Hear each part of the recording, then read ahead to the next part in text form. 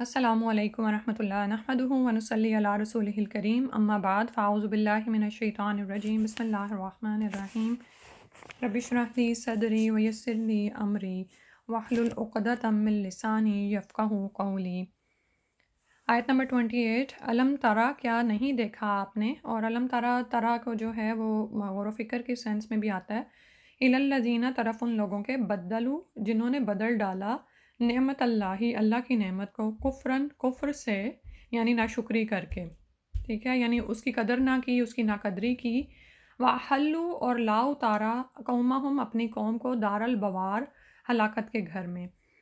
تو رسول اللہ صلی اللہ علیہ وسلم کو یہ فرمایا جا رہا ہے، اور ہم سب کو بھی، اور یہاں پر جو لوگ ہیں اس سے مراد قریشی مشرک سردار ہیں۔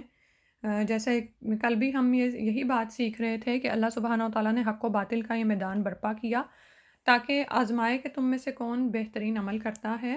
تو جب سے انبیاء کے آنے کا سلسلہ شروع ہوا، بلکہ اس سے پہلے سے ہی جب آدم علیہ السلام کو پیدا کیا گیا، تو آزمائش کے لیے پھر شیطان کو بھی پیدا کیا گیا ہے، اور اس نے کس طرح سے یعنی ایک باطل کا پوری ایک سرگرمی ہے جو تب سے جاری ہے۔ پھر اس کے بعد ہم دیکھتے ہیں نوح علیہ السلام، لوط علیہ السلام اور بے شمار انبیاء جو بھی آئے، انہوں نے اپنی قوم کو حق کی طرف بلایا لیکن انہوں نے انکار کیا، یہاں تک کہ رسول اللہ صلی اللہ علیہ وسلم بھیجے گئے عرب کی طرف، تو وہاں پر بھی قریشی مشرک سرداروں نے یہی کیا۔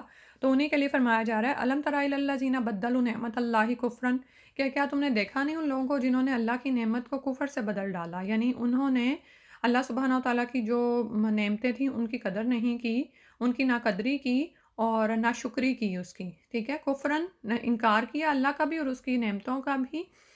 تو ان کو ملی ہوئی نعمتیں کیا تھیں کہ ان کے ہاتھ میں سارے عرب کی باغ دوڑ تھی، بیت اللہ کے پاسبان تھے، اور بیت اللہ کی پاسبانی کی وجہ سے ان کو بہت عزت دی جاتی تھی۔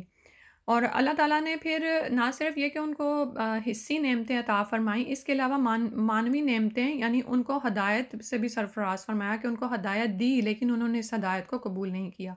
ان کی طرف امام الانبیاء رسول اللہ صلی اللہ علیہ وسلم کو مبعوث فرمایا گیا، اور ان پر سب سے بہترین کتاب جو آخرت قیامت تک قائم رہنے والی ہے، قرآن، ان پر نازل فرمایا۔ تو یہ اللہ تعالیٰ کی ان پر بہت بڑی مہربانی تھی، لیکن ان لوگوں نے اللہ تعالیٰ کی نعمتوں کا جواب ضد اور عناد سے دیا، ٹھیک ہے، حق کی مخالفت پر کمر بستہ ہو گئے، یعنی باطل کے گروہ میں جا شامل ہوئے، اور پھر اس مخالفت میں بڑھتے ہی چلے گئے کہ نہ صرف خود ڈوبے بلکہ وَأَحَلُّوا قَوْمَهُمْ دَارَ الْبَوَارِ، بلکہ اپنی قوم کو بھی تباہی کے دھانے پر لا کھڑا کیا۔ یعنی وہ کیا ہے؟ اگلی آیت میں فرمایا جہنم، جہنم ہے، یصلونہا، وہ جھلسیں گے اس میں، وبئس القرار، اور بہت ہی برا ٹھکانہ ہے، بہت ہی بری ٹھہرنے کی جگہ ہے جہاں پر وہ پہنچیں گے۔ اللہ سبحانہ و تعالیٰ اس بات سے محفوظ فرمائے۔ اب یہاں پر پچھلی آیت میں جو فرمایا گیا نا الم تری الی الذین بدلوا نعمت اللہ کفرا، تو بات تو مشرکین مکہ کی ہو رہی ہے، لیکن اپنے عمل میں ہم دیکھیں کہ ہم اللہ کی نعمت کو کس طرح سے ناشکری سے بدل دیتے ہیں، استغفر اللہ۔ اور یہ نعمتوں کی ناقدری ہوتی ہے اور ان کی ناشکری ہوتی ہے کہ نعمتیں چھین لی جاتی ہیں، ٹھیک ہے۔ آپ نے یعنی بعض اوقات آپ یہ دیکھیں کہ کسی عورت کو اللہ سبحانہ و تعالیٰ اس کے والدین کے گھر سے کسی ایسی جگہ پر اتارتے ہیں جہاں پر وہ وہاں کی رانی ہوتی ہے، لیکن وہ اس چیز پر اللہ تعالیٰ کی شکر گزار ہونے کے بجائے تکبر کی طرف مائل ہو جاتی ہے، متکبر ہو جاتی ہے۔ تو کتنی ہی دفعہ ہم دیکھتے ہیں کہ یا تو اس کو مہلت دی جاتی ہے یا پھر یہ ہے کہ اس سے نعمتیں چھین بھی لی جاتی ہیں، ٹھیک ہے۔ اور پھر وہی گھر ہوتا ہے کہ نہ تو وہاں پر مال کی برکت رہتی ہے، نہ ہی اولاد کی، اور نہ ہی میاں بیوی کے آپس کے تعلقات کی برکت کوئی باقی رہتی ہے۔ تو کس وجہ سے یہ ہوتا ہے؟ ناشکری کی وجہ سے۔ اللہ تعالیٰ کی نعمتیں جو اتری ہوئی ہوتی ہیں اس کی ناشکری نہیں کی، ان کی قدر نہیں کی، ان کی صحیح طرح سے دیکھ بھال نہیں کی۔ اور ہم یعنی یہ تو میں نے ایک بڑی مثال دی ہے، لیکن اس کے علاوہ بھی ہم اپنے اپنے نفس میں دیکھیں کہ کتنی ہی دفعہ شیطان ہم پر اس طرح سے حملہ آور ہوتا ہے کہ تمہارے، یعنی ہم خامند کے خلاف جیسے ہوتے ہیں کہ تمہارے خامند نے تمہارے لیے کیا ہی کیا ہے، ٹھیک ہے، یا اس کی کوئی چھوٹی سی برائی لے کر ہم اس کی ساری جو بھی اچھائیاں ہوتے ہیں اس پر قلم پھیر دیتے ہیں کہ نہیں، مجھے تو اس گھر سے کبھی کچھ ملا ہی نہیں۔ اور عورتوں کی اکثریت کو نبی صلی اللہ علیہ وسلم نے فرمایا کہ میں نے جہنم میں دیکھا، اور اس کی ایک وجہ یہی بیان کی گئی تھی کہ وہ ناشکری ہوتی ہیں، ٹھیک ہے، اللہ کی نہیں، خامندوں کی ناشکری ہوتی ہیں، ٹھیک ہے؟ تو اللہ کی نعمتوں کو بدل ڈالنا کفر سے ناشکری کرتے ہوئے، وَأَحَلُّوا قَوْمَهُمْ دَارَ الْبَوَارِ، اور پھر آپ یہ دیکھیں کہ جب ایک گھر میں یہ حالت پیدا ہوتی ہے نا کہ عورت ہی ناشکری ہوتی ہے، پھر اسی طرح سے وہ اپنی اولاد کی تربیت کرتی ہے نا، اور بعض اوقات بہت سی خواتین ایسی ہوتی ہیں جو بچوں کو اپنے باپ کے خلاف کر دیتی ہیں۔ باپ تو گھروں میں ہوتا ہی نہیں ہے یوزولی، زیادہ تر ٹائم تو بچے اپنی ماؤں کے ساتھ گزار رہے ہوتے ہیں، تو جس طرح سے وہ ان کی تربیت کرتی ہیں وہ اسی راہ پر چل پڑتے ہیں، تو ساری ہی بعض اوقات جو ایک خاندانی نظام ہے وہ ٹوٹ جاتا ہے۔ تو اللہ سبحانہ و تعالیٰ ہمیں ناشکری سے محفوظ فرمائے، اور اللہ تعالیٰ ہمارے اندر شکر کو اتار دیں۔ آپ یہ دیکھیں کہ شکر نعمتوں کا شکر کی توفیق ملنا بھی ایک نعمت ہے۔ بعض اوقات تو یہ صورتحال ہوتی ہے نعمت ہمیں نظر ہی نہیں آتی، ہمارے پاؤں میں ٹھوکر میں ہوتی ہیں نعمتیں لیکن ہمیں وہ نظر نہیں آتی، اور ایک وہ انسان ہے کہ جو چلتا ہے نا تو اس کو فرش بھی نعمت لگتا ہے، جو چلتا ہے تو اس کو اپنے پاؤں بھی نعمت لگتے ہیں۔ تو یہ ایک اپروچ ہوتی ہے کہ جب آپ کے اندر شکر کی اپروچ ہوتی ہے نا تو آپ کو ہر ہر ہر قدم پہ، بلکہ ہر قدم پہ کیا ہر انچ پہ آپ کو نعمت نظر آ رہی ہوتی ہے، حصی نعمتیں بھی نظر آ رہی ہوتی ہیں، معنوی نعمتیں بھی نظر آ رہی ہوتی ہیں۔ تو بلکہ ہم ایک اسائنمنٹ ہی کریں کہ ہم لکھیں گے تو ہمیں پتہ چلے گا کہ کتنی بے شمار نعمتیں ایسی ہیں جو ہمیں عطا کی گئی ہیں۔ اور ابھی جیسے بات ہو رہی تھی نا لوگوں سے تعلقات کی، تو جب آپ لوگوں سے بات کرتے ہیں تو آپ کو پتہ چلتا ہے کہ اچھا اللہ سبحانہ و تعالیٰ نے تو مجھے کبھی اتنی بڑی آزمائش سے گزارا ہی نہیں، میں نے تو ان نعوذ باللہ یعنی ان مصیبتوں کو چکھا ہی نہیں، مجھے تو پتہ ہی نہیں یہ بلائیں کیا ہوتی ہیں، مجھے تو اللہ تعالیٰ نے ہر وقت جو ہے ایک الحمدللہ الحمدللہ نعمتوں کے حال میں رکھا ہے، تو کتنا زیادہ شکر ہم پر واجب ہو جاتا ہے نا، اور شکر کرنا بھی نعمت ہے، اس کی توفیق کا ملنا بھی ایک نعمت ہے۔ جب انسان یہ جان لیتا ہے نا کہ شکر کا حق ادا ہو نہیں سکتا تو پھر وہ اس درجے پر آتا ہے کہ شکر کرے، یعنی عموماً ہمارا کیا حال ہوتا ہے کہ ہم صبح و شام الحمدللہ پڑھ دیتے ہیں یا اگر ایک تسبیح کر لیتے ہیں تو ہم کہتے ہیں ہم نے شکر کا حق ادا کر دیا، شکر کا حق ادا ہو ہی نہیں سکتا۔ جب ہمارے اندر یہ سوچ آئے گی نا کہ یا اللہ میں تو تیری نعمتوں کا شکر ادا ہی نہیں کر سکتی، میں نے کیا ہی کیا تھا کہ مجھے اللہ سبحانہ و تعالیٰ نے اتنی یعنی کہ نعمتیں عطا فرما دیں، ٹھیک ہے، تو ہم تو اس کا شکر ہی نہیں ادا کر سکتے، اور قیامت والے دن یہی ہوگا کہ اللہ سبحانہ و تعالیٰ وہاں پہ تین چیزیں ہوں گی کہ نیک اعمال ہوں گے، انسان کے گناہ ہوں گے، اور اس کو دی جانے والی نعمتیں ہوں گی۔ تو اگر کسی ایک نعمت سے بھی کہا جائے گا نا کہ اس کے اعمال سے اپنا حصہ وصول کر لے تو سارے نیک اعمال اٹھ جائیں گے، بندے کے پاس کچھ بچے گا ہی نہیں، تو باقی نعمتوں کے لیے وہ کیا دے گا وہاں پر، تو پھر اللہ سبحانہ و تعالیٰ اس کو اپنی رحمت سے بخش دیں گے۔ یہ صورتحال ہے جو ہمیں اتنا کچھ ملا ہوا ہے اور اس کے برعکس ہم جو نیک اعمال کر بھی رہے ہیں تو وہ ہم ان کے کرنے کا بھی ہم شکر ادا نہیں کر سکتے، یعنی شکر کا تو حق یہ ہے کہ ادا ہو ہی نہیں سکتا۔ اللہ سبحانہ و تعالیٰ ہمیں عطا فرما دے۔ پھر اس کے بعد فرمایا اگلی آیت ہے، آیت نمبر 30 میں، وَجَعَلُوا، اور انہوں نے بنا لیے، للہ اللہ کے لیے، اندادن ند یا کچھ شریک، لیُضِلُّوا تاکہ وہ بھٹکائیں، عن سبیلہ اس کے راستے سے، قل کہہ دیجئے تمتعوا تم فائدہ اٹھا لو، فإنّ تو بے شک مسیرکم تمہارا ٹھکانہ، الی النار آگ کی طرف ہے۔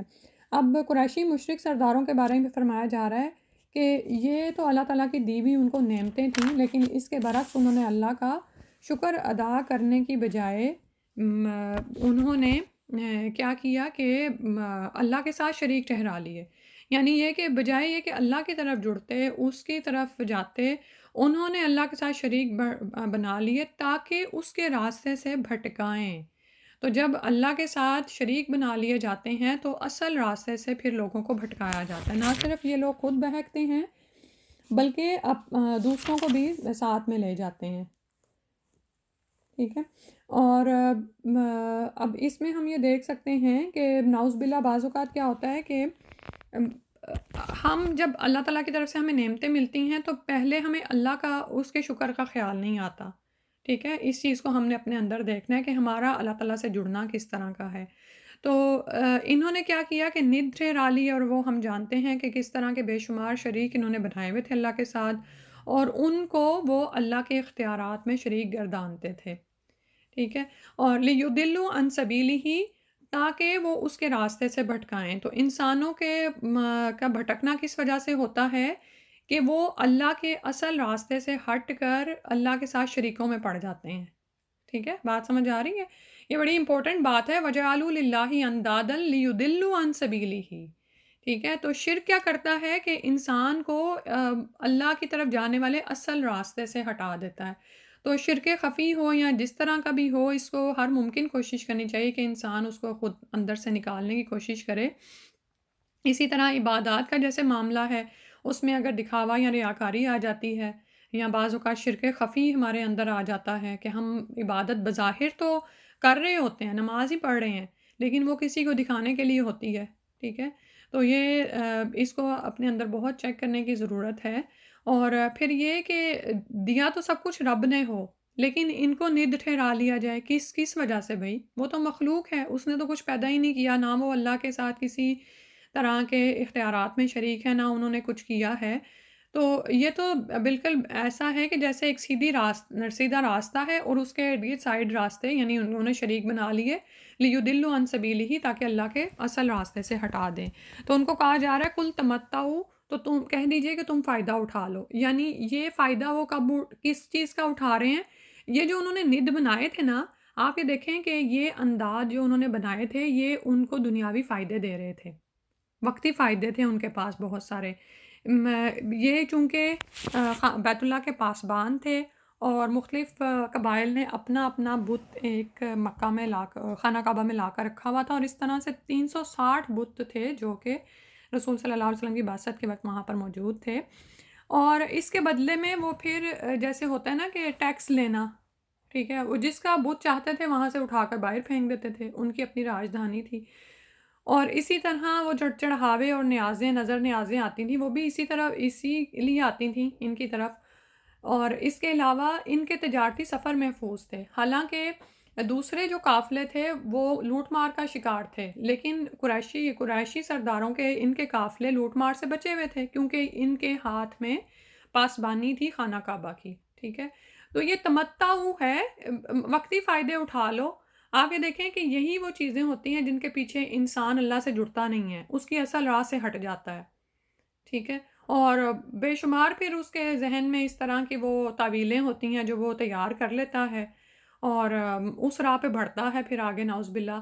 تو انسان کو بھولنا نہیں چاہیے کہ یہ جو بھی فائدے وہ اٹھا رہا ہے، تمتع، یہ تو وقتی فائدے ہیں، ان کے پیچھے وہ آخرت کے فائدوں کو برباد کر رہا ہوتا ہے۔ دنیا کی فانی نعمتوں کے پیچھے وہ آخرت کی لافانی نعمتوں کو قربان کر رہا ہوتا ہے۔ دنیا کی کوئی بھی نعمت آپ دیکھ لیں، اس طرح سے وہ ختم ہو جانے والی ہے، لیکن ہم واقعی یہ صورتحال ہے کہ وہ جو چیز ہمیں نظر نہیں آ رہی نا، وہ جو آخرت کے فائدے اور ان پر جو ایک جیسے بات ہو رہی تھی نا کہ ان باتوں کا چرچا ہونا بھی کم ہو گیا نا، جس کی وجہ سے یہ چیزیں ویگ لگتی ہیں۔ غیب جو ہے نا وہ ایک ویگ لگتا ہے، جنت کی بات ہوتی ہے ہم کو یہ لگتا ہے جیسے کوئی ایک پردہ پڑی ہوئی کوئی چیز ہے، یا جہنم کی بات، کیونکہ اب ان باتوں پر بات نہیں کی جاتی ان پر نا۔ اور پھر اسی طرح آپ یہ دیکھیں کہ جب بچے آپ کے باہر جاتے ہیں پبلک اسکول میں، وہاں پر تو ایسے کوئی تصورات ہی نہیں ہیں، بلکہ اگر کوئی ایسی بات کرتا ہے تو اس کو حفیظ معنی بے وقوفی کہا جائے گا۔ اور اگر وہ بچے مساجد سے بھی نہیں جڑے ہوئے ہیں، جمعے میں بھی وہ نماز میں حاضر ہوتے ہیں، خطبہ نہیں سنتے، تو پھر وہ کہاں سے سنیں گے؟ ٹھیک ہے، تو یہ یاد رکھنے کی ضرورت ہے کہ ان چیزوں کو بار بار دہرایا جائے اور بتایا جائے کہ آخرت کے فائدے ہی لافانی ہیں۔ اس دنیا میں جو ہمیں چیزیں سامنے نظر آ رہی ہیں، جو فائدے سامنے نظر آ رہے ہیں، وہ ختم ہو جانے والے ہیں۔ ٹھیک ہے، تو تمتع، فائدہ اٹھا لو، ٹھیک ہے، تم اس دنیاوی رونق میں خوش ہو، اس سے تم فائدے اٹھا لو، لیکن پھر کیا ہے؟ فَإِنَّ مَصِيرَكُمْ إِلَى النَّارِ، تو پھر ٹھکانہ تمہارا آگ کی طرف ہے۔ اللہ سبحانہ وتعالیٰ اس سے بچائے۔ اللہم اجرنا من النار، اللہم اجرنا من النار، اللہم اجرنا من النار، آمین۔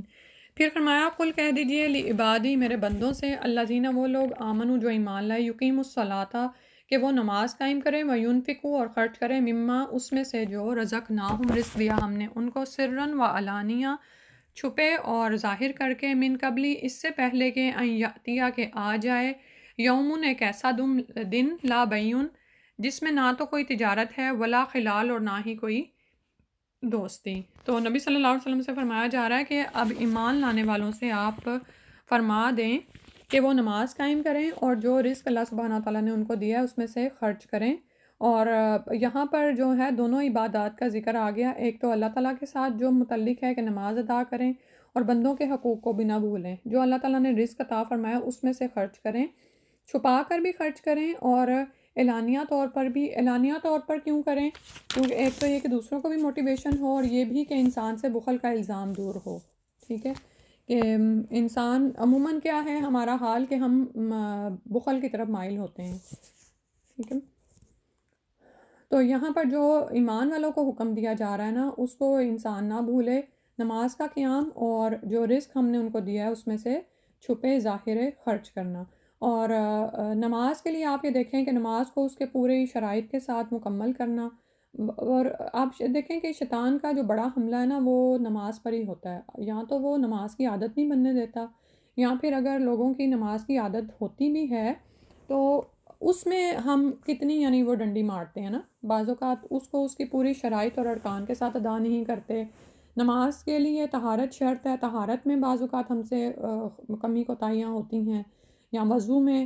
اسی طرح جب ہم نماز کے لیے کھڑے ہوتے ہیں تو ہر شخص اپنی نماز کا 100% حصہ نہیں پاتا، کچھ تو ایسے ہیں کہ بالکل ہی تھوڑا سا حصہ پاتے ہیں، کچھ کی نماز قبول ہوتی نہیں، اوپر ہی آسمان میں معلق ہو کے واپس ان پر واپس آ جاتی ہے۔ تو ہر ایک کو ہم میں سے نماز کا جو ہے نا وہ شعوری طور پر احساس کرنے کی ضرورت ہے کہ ہماری نمازیں کیسی ہیں، ان میں خشوع اور خضوع کیسا ہے، ٹھیک ہے؟ کہ جیسے ابھی اس کی بات ہو رہی تھی نا کہ اللہ کا شکر گزار ہونا، نعمتوں پر متکبر ہونے کی بجائے مزید اللہ سے جڑنا۔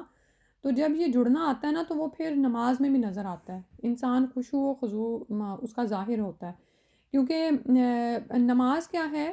یعنی شکر کس طرح سے ادا ہو سکتا ہے؟ اللہ سے جڑ کر، اس کی عبادت کر کے، اور یہ فرائض ہی سب سے بڑھ کر انسان کو اللہ کے قریب کرنے والے ہوتے ہیں، ٹھیک ہے؟ بعض اوقات ہم یہ سمجھتے ہیں کہ نوافل سے ہم اللہ کا قرب حاصل کریں گے، وہ بھی کریں گے، لیکن سب سے بڑھ کر انسان اپنے فرائض کی ادائیگی سے اللہ کا قرب حاصل کرتا ہے۔ تو ہم میں سے سب دیکھیں کہ ہماری نمازوں کا معاملہ کیسا ہے۔ اور میں وہ بات کر رہی تھی کہ جیسے ایک روٹین میں تو ہماری نمازیں ٹھیک جا رہی ہوتی ہیں، ہم میں سے جن کو عادت پڑ چکی ہے الحمدللہ نماز کی، لیکن جب ہمارے ہاں مہمان آتے ہیں، ہمیں کوئی بڑی اسائنمنٹ پیش آ جاتی ہے، اس وقت دیکھا کریں کہ ہماری نمازوں کا معاملہ کیا ہے، ٹھیک ہے؟ کہ جلدی جلدی نمازیں ادا ہو رہی ہیں، بغیر خشوع خضوع کے ہو رہی ہیں، دوسرے کام سر پر سوار ہیں، تو اس وقت فوکس کرنے کی ضرورت ہے کہ اللہ سے تعلق ابھی بنا نہیں ہے، ٹھیک ہے؟ کہ اگر اللہ سے تعلق مضبوط ہو، ایمان اور یقین انسان کے اندر مضبوط ہونا، اور اللہ پر توکل ہو، تو جب آپ نماز پڑھ لیں گے تو جو کام آپ چھوڑ کے آئے ہیں وہ اللہ تعالیٰ آپ کو کروانے والا ہے، بلکہ بہترین طریقے سے کروا دیں گے اللہ سبحانہ و تعالیٰ۔ تو جب نماز کے لیے کھڑے ہوں، خاص طور پر ہم عورتوں کا یہی معاملہ ہوتا ہے نا کہ نماز کے لیے کھڑی بھی ہوتی ہیں تو دھیان کچن میں ہوتا ہے۔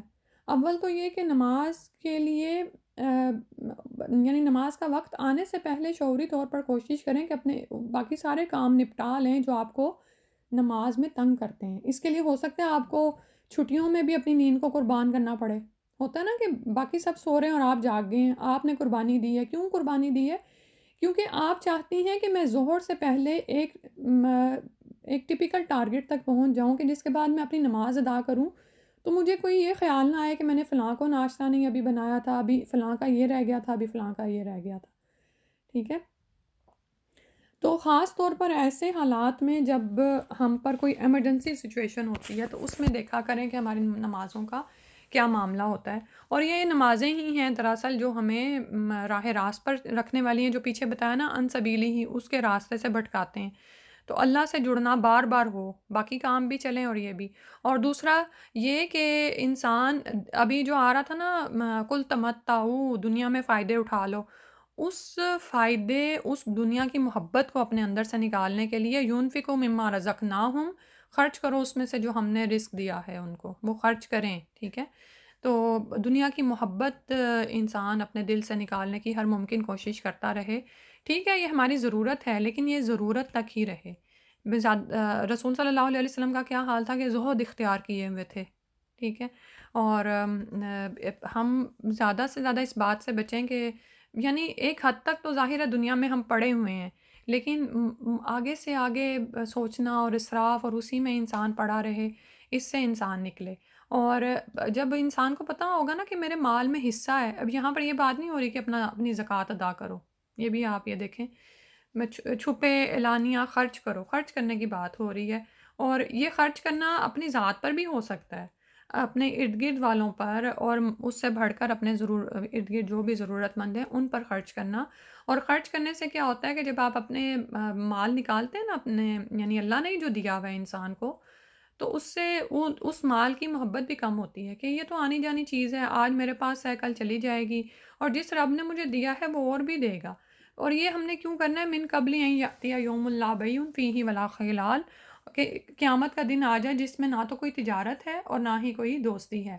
قیامت کا ایسا دن کہ جس دن کوئی سفارش قبول نہیں کی جائے گی، نہ اس دن کوئی تجارت کام آئے گی کہ آپ چاہیں گے کہ میرے پاس جتنا بھی سونا ہے، بلکہ آتا ہے نا کہ زمین بھر سونا اور اس سے بھی زیادہ اگر وہ فدیے میں دینا چاہے گا تو کافر کو عذاب جہنم سے خلاصی نہیں ملے گی، یعنی اگر کوئی چاہے کہ، اور زمین تو اپنے سارے سونے اگل دے گی، اپنے سارے خزانے اگل دے گی، خزانے پڑے ہوئے ہوں گے، اور انسان کہے گا لو یہ زمین کو کیا ہوا، کہ یہی وہ خزانے تھے جن کے لیے انسان دنیا میں لڑتا رہا تھا، اور آج یہ سارے یہاں پر پڑے ہوئے ہیں۔ تو اگر لوگ چاہیں گے کہ ان کو سمیٹیں اور اس کے بدلے خود کو عذاب سے چھڑا لیں تو یہ ممکن نہیں ہوگا۔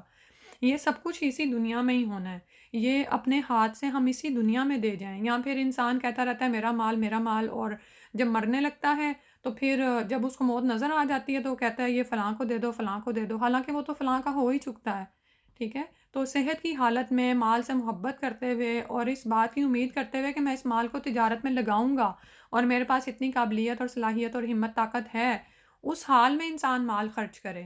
یعنی اب یہ دیکھیں نا کہ قیامت کا دن ہے، یا یہ کہ وہ دن آ جائے جب مہلت عمل ہی ختم ہو جائے گی، ٹھیک ہے؟ تو اس سے پہلے پہلے انسان صدقہ کرے، اور صدقے کا اثر آپ یہ دیکھیں کہ اتنا زیادہ ہے کہ جب انسان مرتا ہے تو وہ کہتا ہے کہ کاش میں کچھ اور مہلت پاتا تو میں تھوڑا اور صدقہ کر لیتا۔ وہ یہ نہیں کہتا کہ میں نمازیں پڑھ لیتا یا روزے رکھ لیتا، وہ کہتا ہے کاش کہ میں کچھ اور صدقہ کر لیتا۔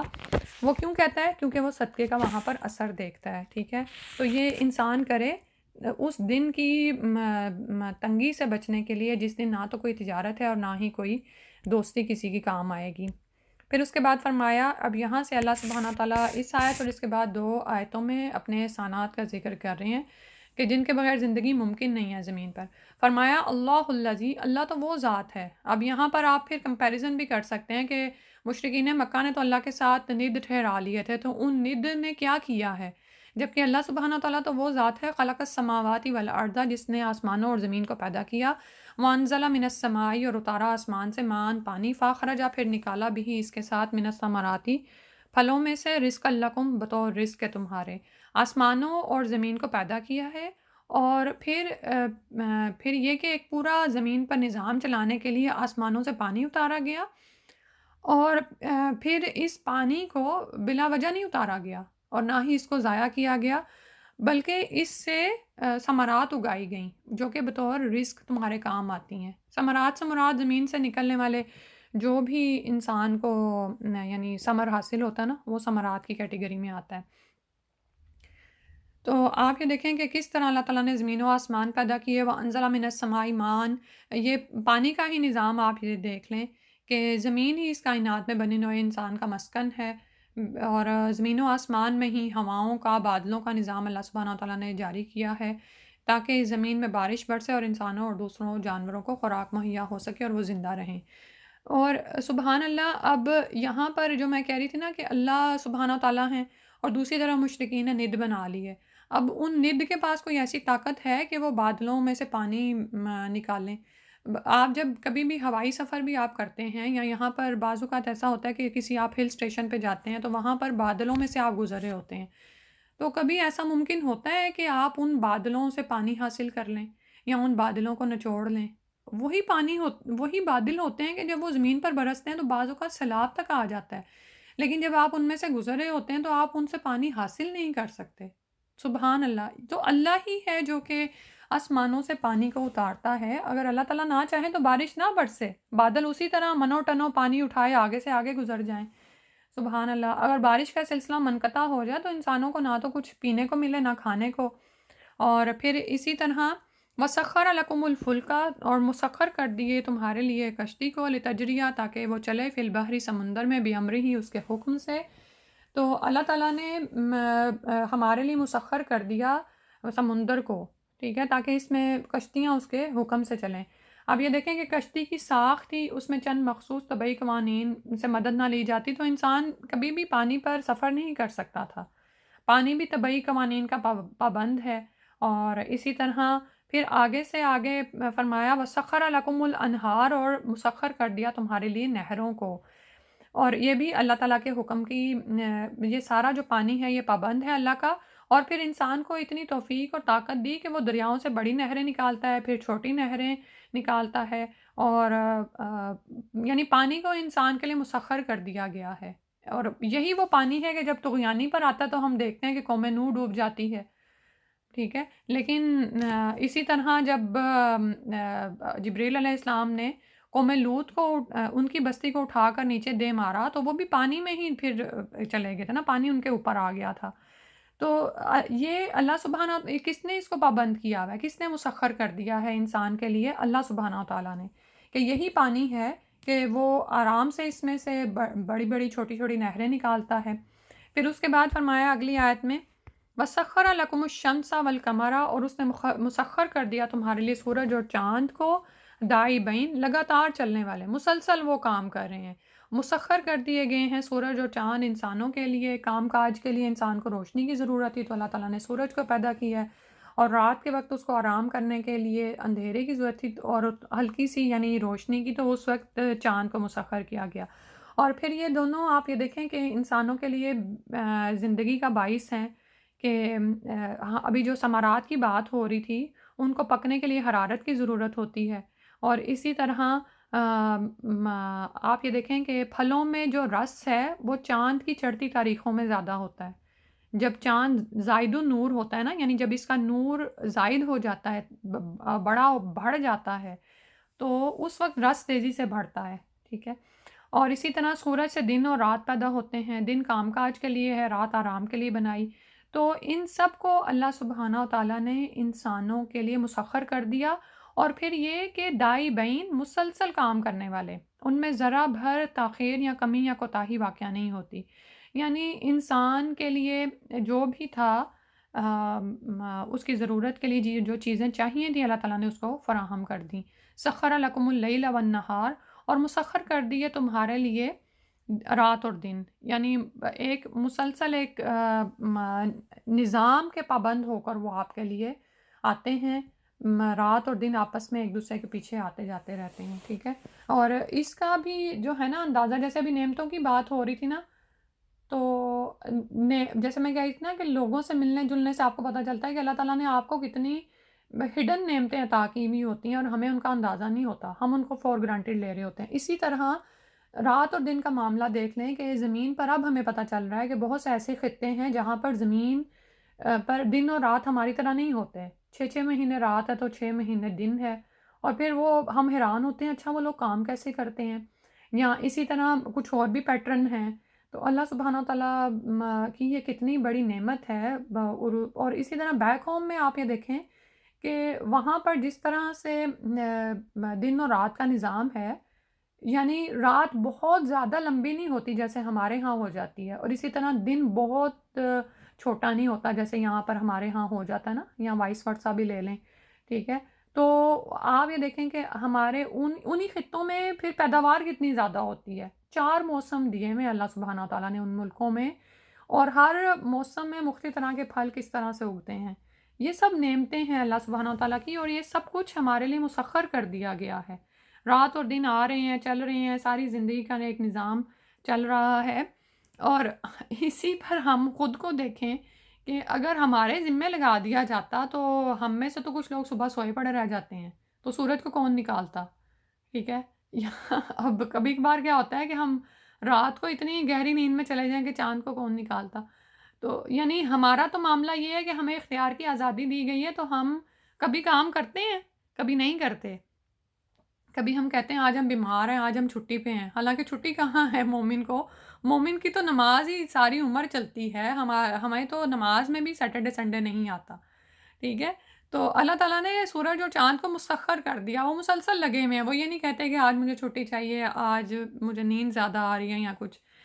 تو پھر اللہ تعالیٰ نے فرمایا وَآتَاكُم مِّن كُلِّ مَا سَأَلْتُمُوهُ، اور عطا کیا تم کو ہر اس چیز میں سے جو مانگی تم نے. یعنی اللہ سبحانہ تعالیٰ کی نعمتوں پر اگر نظر ڈالی جائے، اور جو بھی پھر اس کے علاوہ انسان اللہ سے سوال کرتا ہے، اللہ سبحانہ تعالیٰ اس کو عطا فرماتے ہیں. بچپن سے لے کر اب تک ہم دیکھ لیں کہ اللہ سبحانہ تعالیٰ نے ہمیں کیا کیا کیا کچھ عطا فرمایا، اور ہماری دعائیں کس کس طرح سے پوری ہوتی رہیں. اللہ تعالیٰ ہمارے حاجت روائیں اور مشکل کشاں ہیں. اگر ہم اپنی دعاؤں کو ہی کبھی کہیں لکھیں نا، تو اور کبھی پھر دوبارہ ان کو کھول کے دیکھیں تو کتنی دعاؤں پہ ہم ٹک لگائیں کہ اچھا یہ بھی اللہ نے قبول کر لی، یہ بھی اللہ نے قبول کر لی. بعض دعاؤں کے لیے ہم بڑے تڑپ تڑپ کر اللہ سے مانگتے رہے، اور وہ قبول بھی ہو جاتی ہیں، اور ہمارا شکرانہ اس حد تک ہوتا ہی نہیں کہ اچھا یہ تو قبول بھی ہوگی، اور ہم نے وہ شکر ہی نہیں کیا. تو وَإِن تَعُدُّوا نِعْمَتَ اللَّهِ، اور اگر تم شمار کرو اللہ کی نعمتوں کو، لا تحصوها، تم شمار ہی نہیں کر سکتے. آج ہم گننے بیٹھیں تو سینکڑوں لاکھوں کروڑوں ہماری تو گنتی ختم ہو جائے، اور اتنا تو ہمیں شعور بھی نہ ہو کہ کتنی نعمتیں اللہ سبحانہ تعالیٰ نے ہمیں عطا کی ہیں. یعنی بہت ساری نعمتوں کو تو ہم نعمتیں گردان ہی نہیں رہے ہوتے، تو تم انہیں شمار ہی نہیں کر سکتے. لیکن انسان کا کیا حال ہے؟ ان الانسان، بے شک انسان، لظلوم، بہت ہی ظالم ہے، کفارن، بہت ناشکرا ہے، بڑا ناشکرا ہے. یعنی انسان نے کیا کیا کہ بجائے یہ کہ شکر ادا کرتا اللہ سبحانہ تعالیٰ سے اور جڑتا، وہ تو ظالم ہی رہا. ظالم کیا ہے کہ اس نے اللہ کے ساتھ شریک ٹھہرا لی ہے. ان الشرک لظلم عظیم. یعنی اور دوسرا کیا کیا کہ اس نے اللہ کی نعمتوں کی ناقدری کی، ناشکری کی. یہ انسان کا حال ہے. اللہ سبحانہ تعالیٰ اس حالت سے ہمیں بچائے. دونوں ہی مبالغے کے صیغے ہیں، ظلوم بھی اور کفار بھی، کہ بہت زیادہ ظالم ہے، بے انصاف ہے، اور بہت ہی زیادہ ناشکرا ہے. اور ناشکرے میں آپ یہ دیکھیں کہ جو ظلم ہے، وہ انسان کا ظلم کیا ہے کہ اس نے اللہ کا حق ادا نہیں کیا. ظلم یہی ہے نا کہ کسی کو اس کے حق سے محروم کرنا. کہ اللہ سبحانہ تعالیٰ نے ابھی جو اتنی ساری نعمتیں گنوائی ہیں، اللہ تعالیٰ نے اپنی معرفت دی ہے، تو بجائے یہ کہ انسان اللہ تعالیٰ کا شکر ادا کرتا، اس کی ہستی کو پہچانتا. یہی ہمارا امتحان ہے کہ اس دنیا میں انسان اللہ کی معرفت حاصل کر لے. ٹھیک ہے، لیکن انسان نے کیا کیا کہ اول تو اس کی ہستی کا انکار کر دیا. ان تمام چیزوں کو وہ یہ سمجھنے لگا یہ خود سے خود چل رہی ہیں، حالانکہ کوئی ایسی چیز ہے جو خود سے خود چلتی ہو اور وہ پھر اسی طرح چلتی بھی رہے. اور پھر یہ کہ اگر ان سے ہم اللہ کا پتہ نہیں بھی حاصل کر سکتے تھے، جیسے اب یہ غیب ہی ہے نا اللہ سبحانہ تعالیٰ کا تصور، تو پھر انبیاء بھی تو اتارے گئے. انبیاء نے بھی تو یہی تعلیم دی، اور علم غیب میں ہمیں یہی بتایا. تو انبیاء کی تعلیم کا کوئی کیسے انکار کرے، حالانکہ ان کی سچائی مسلم ہے. اور پھر یہ کہ انبیاء اوپر تلے جو بھی آتے رہے، ان کا پیغام بھی ایک ہی رہا. ٹھیک ہے، تو وہ چیز جو ہمارے احاطہ علمی میں نہیں آ سکتی، انسان نے اس کا انکار کر دیا. حالانکہ اگر کوئی سائنسدان آپ کو بتائے کہ یہ کام ہو سکتا ہے تو آپ اس کا تو انکار نہیں کریں گے. اسی طرح اگر کوئی آپ کو بتائے کہ کوئی چاند پہ چلا گیا ہے اور ایسا ممکن ہے، تو ہم تو نہیں جا سکتے، نہ ہم نے کبھی دیکھا کسی انسان کو چاند پر جاتے ہوئے اور چڑھتے ہوئے اور اترتے ہوئے، الا یہ کہ ویڈیوز وغیرہ دکھائی گئی، لیکن انسان تو اس کو بھی جھٹلا سکتا ہے، لیکن اس پر ہم ایمان لے آتے ہیں. لیکن انبیاء کی وحی کا انسان انکار کر دیتا ہے، بہت ہی ظالم ہے، حالانکہ ان کی سچائی مسلم ہوتی ہے. تو اور اسی طرح یہاں پھر وہ کیا کرتا ہے، کفار ہے، بہت زیادہ ناشکرا ہے، کہ اللہ کی نعمتوں کو تو استعمال کرتا ہے لیکن شکر اللہ کا نہیں کرتا. جب مصیبت پڑتی ہے تو حاجت روائی اور مشکل کشائی کے لیے بھی دوسروں کو ہی پکارتا ہے، حالانکہ اللہ ہی ہے جس نے اس کو وہ سب کچھ دیا. وَآتَاكُم مِّن كُلِّ مَا سَأَلْتُمُوهُ. تو اس سے بڑھ کر بے انصافی اور احسان ناشناسی کیا ہو سکتی ہے. یہاں پہ الحمدللہ اتنا ہی کرتے ہیں، ایک رکوع ہو گیا، اس کی تلاوت سن لیتے ہیں.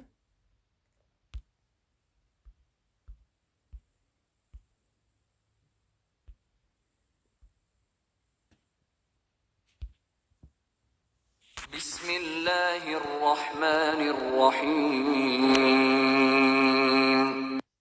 يثبت الله الذين آمنوا بالقول الثابت في الحياة الدنيا وفي الآخرة ويضل الله الظالمين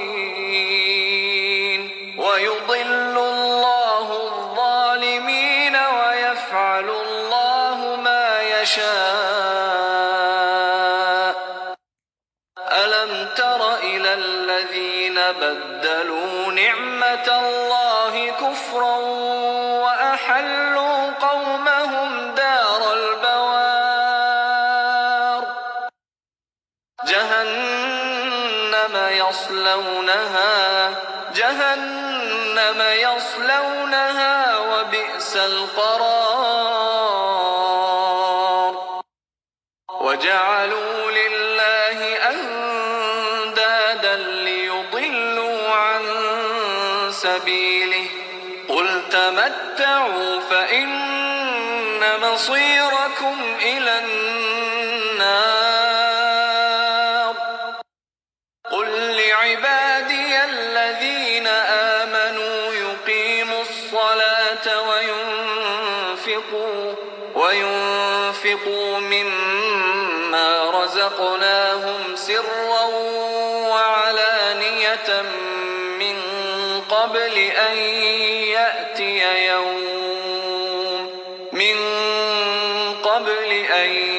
يأتي يوم لا بيع فيه ولا خلال الله الذي خلق السماوات والأرض وأنزل من السماء ماء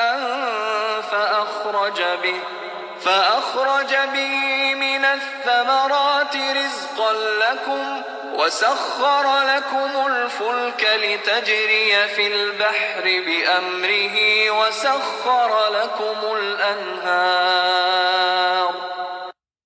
وسخر لكم الشمس والقمر دائبين وسخر لكم الليل والنهار وآتاكم من كل ما سألتموه وإن تعدوا نعمة الله لا تحصوها إن الإنسان لظلوم كفار. اللہ تعالیٰ سے دعا ہے کہ جو چیزیں ہم نے پڑھی ہیں اس سے ہم سبق حاصل کریں اور ان کو انشاءاللہ عمل میں داخل کریں. اس میں خاص طور پر جو ہے آج اللہ کی معرفت کے حوالے سے اور شکر کے حوالے سے جو بات ہے تو اس میں ضرور فوکس کرنا ہے ویک میں. جزاک اللہ خیر. سبحانک اللہم و بحمدک نشہد ان لا الہ الا انت نستغفرک و نتوب الیک. السلام علیکم و رحمۃ اللہ.